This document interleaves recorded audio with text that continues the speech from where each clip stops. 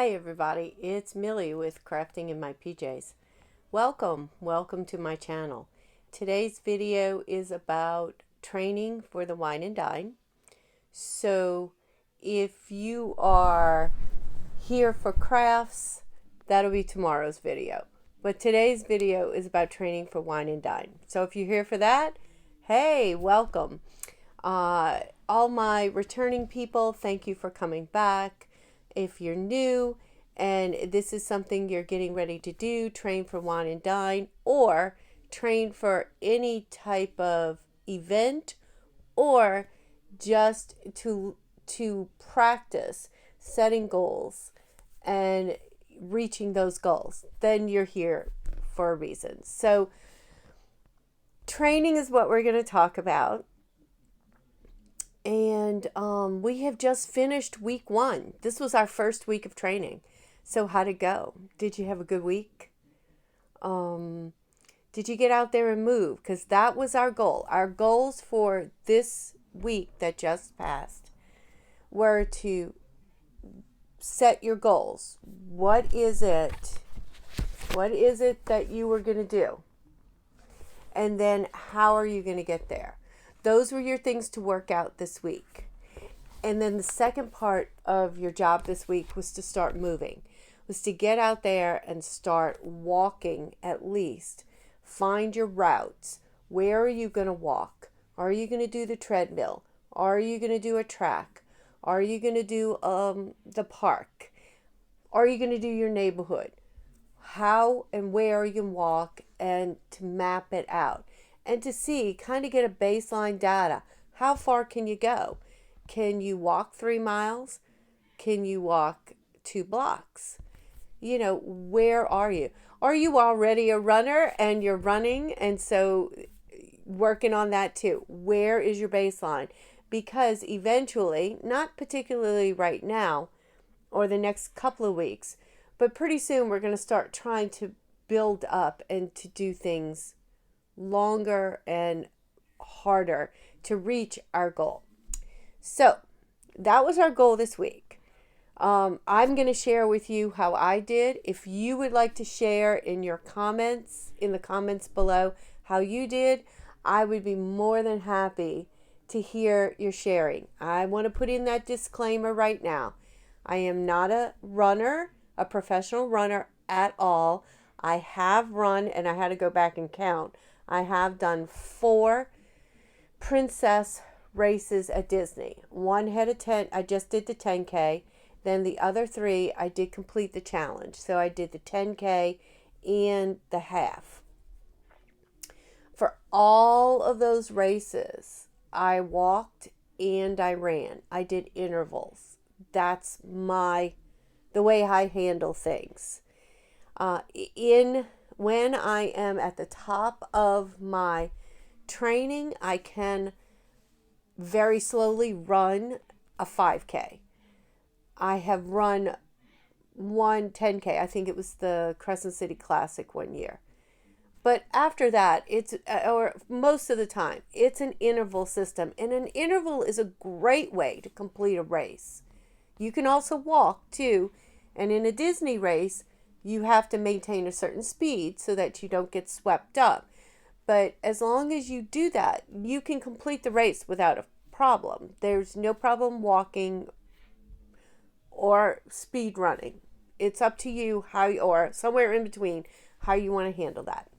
So my week was pretty good. I told you that my goal was to maintain 3.1 miles on all of my intense walk run sessions.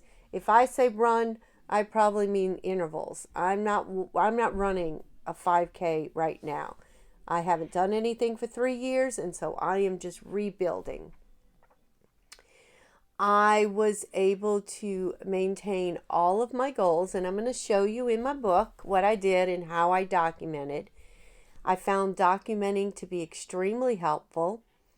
I did do some writing as to how I felt and what was good and what wasn't so good. In the past, and when I started, I was having a lot of ankle and feet problems.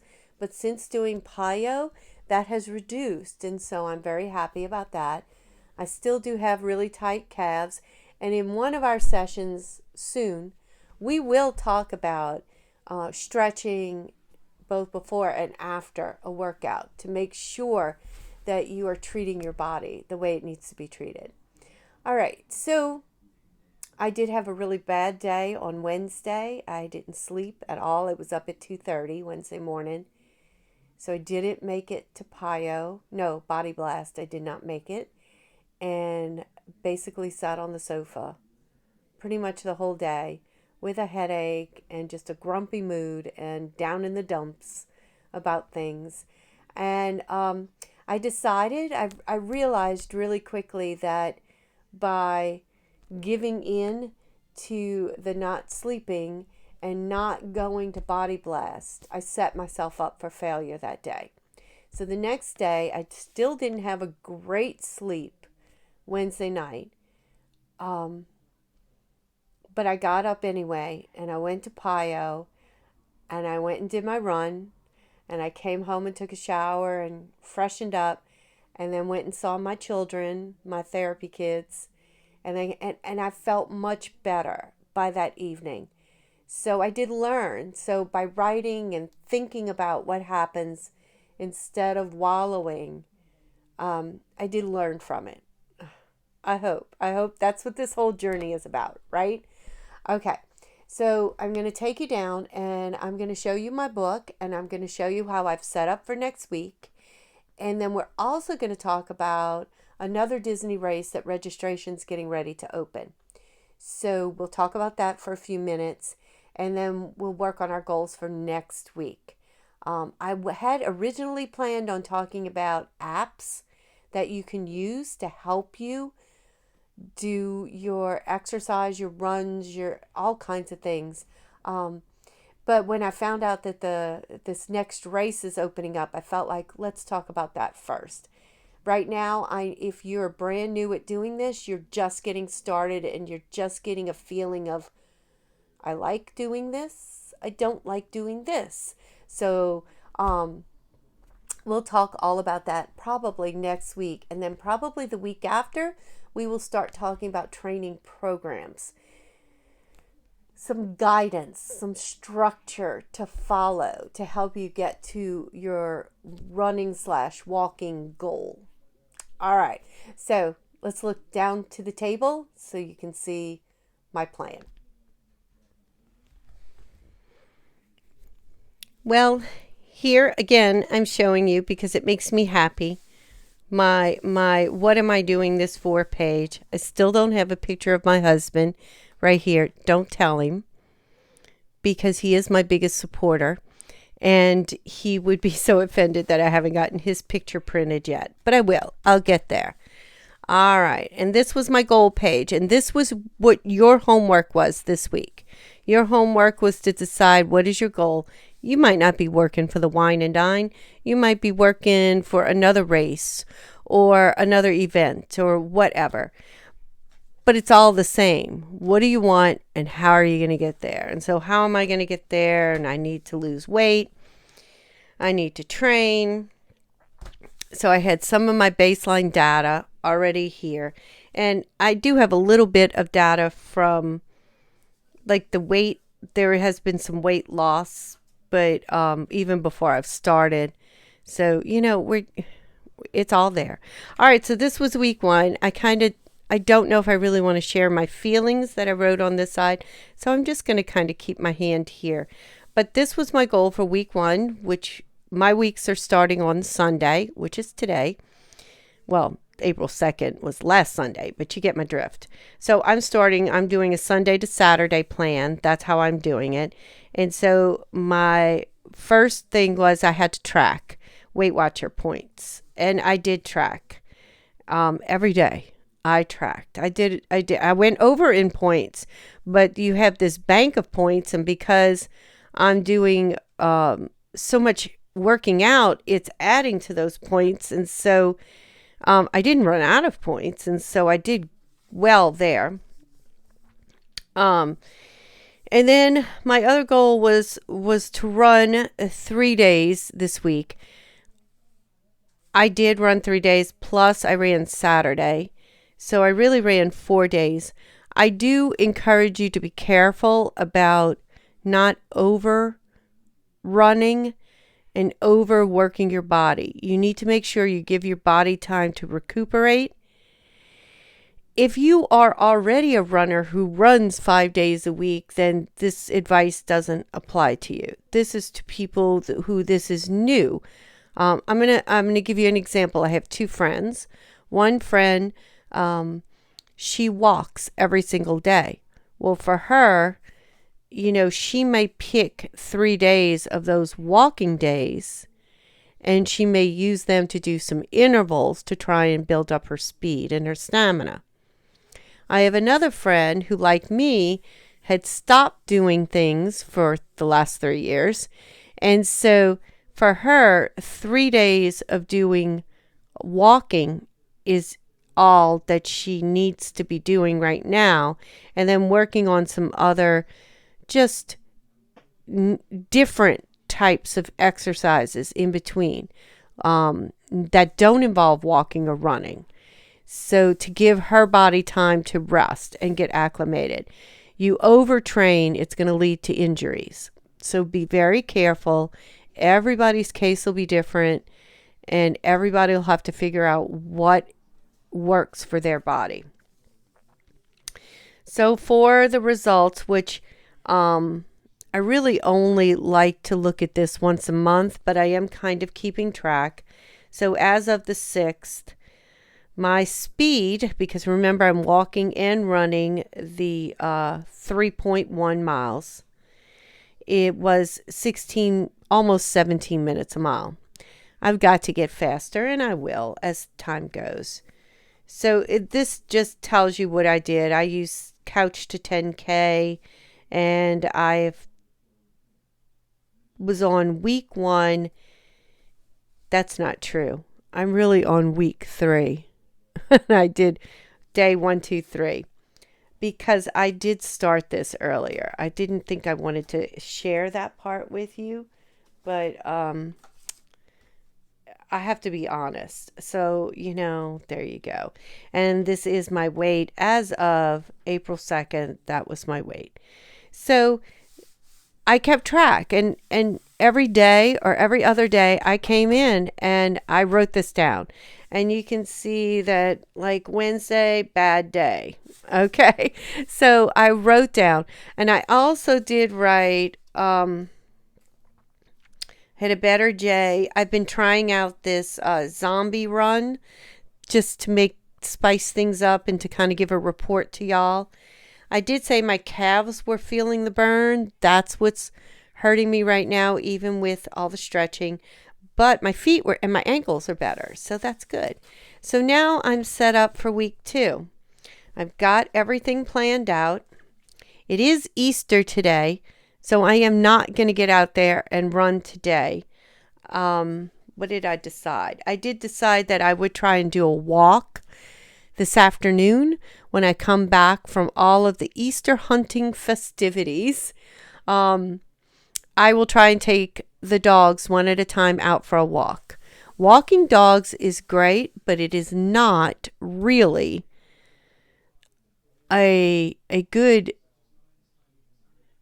run unless you have a dog that runs well, because they have to stop and smell things, and they stop and they tinkle, and they stop and they poop, and then you've got to pick it up, and so it breaks up your exercise. So don't ever make the dog walking or dog running the highlight of your workout. Try and take it for you, the workout for you, and then the dog walk is a separate fun activity. So week 2, my plan stays the same right now. Track every day with Weight Watchers, run Tuesday, Thursday, Saturday, which is really run and walk. Understand, I do intervals.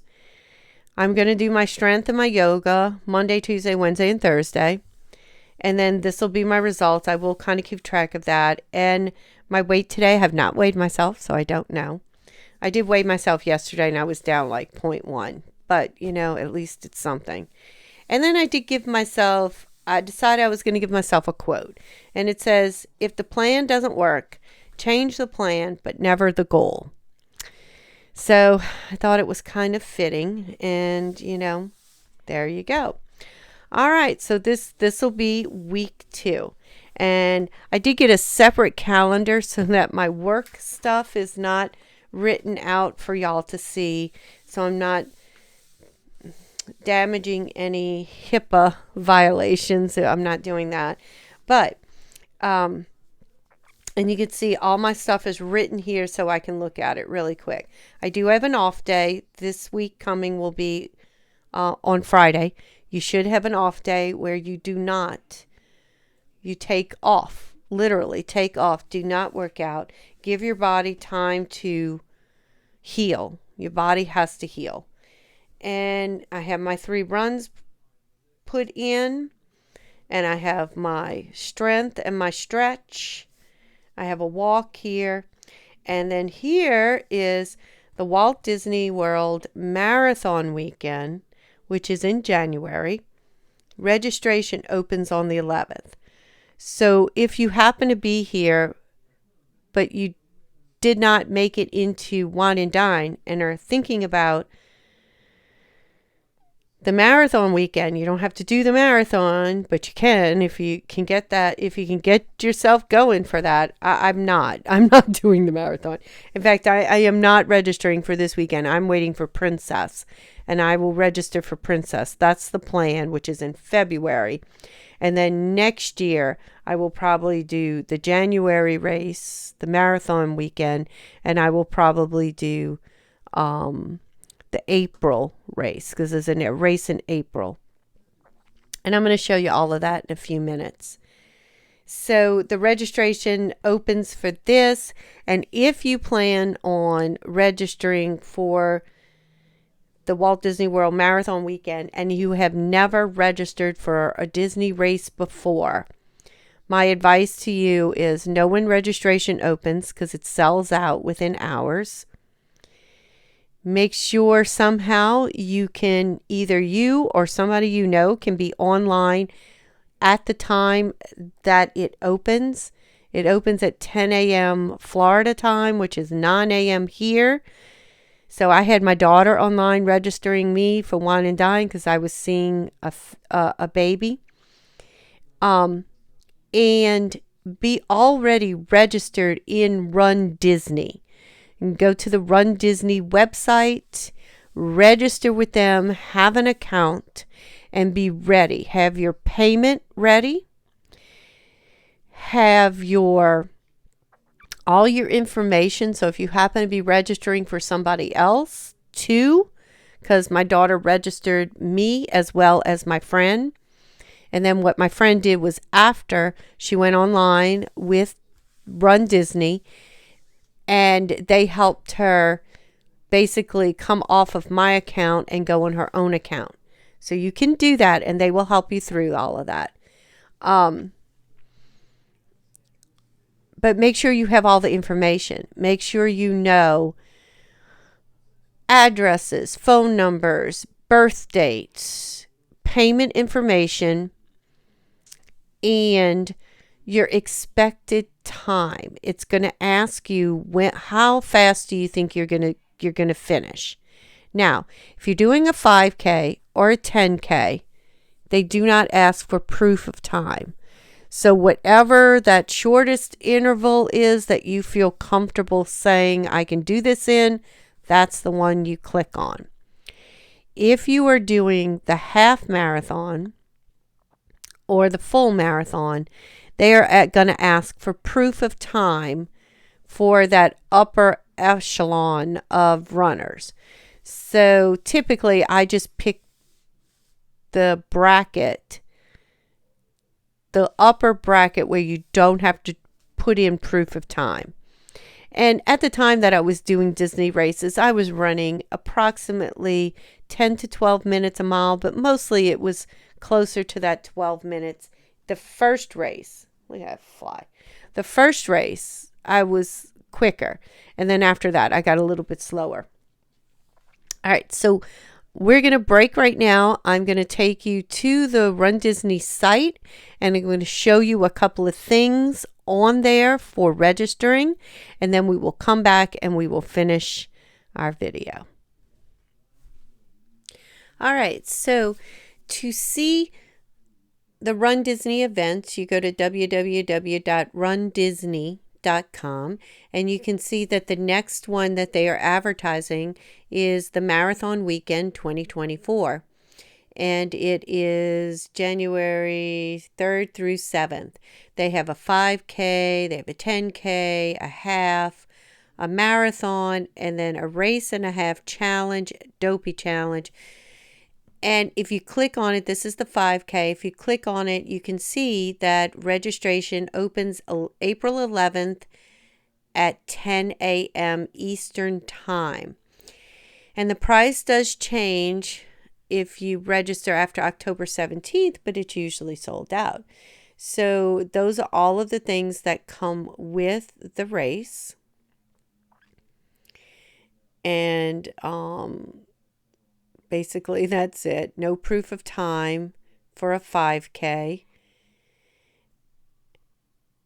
And then if you're going to do this race, you have to pick up your bib at the expo. And so like a 5K, the race would be on Thursday. So you would have to be there on Wednesday to pick up that bib. There is no picking up that bib the morning of the race, and nobody else can pick it up for you. So you have to plan that into your travels. There's things that spectators can do. The expo's pretty cool because, you know, they have lots of things, vendors there. They give you some different ideas on training programs, which they partner with Jeff Galloway, and that's his training program, which is pretty neat. It goes by beginner and experienced runners.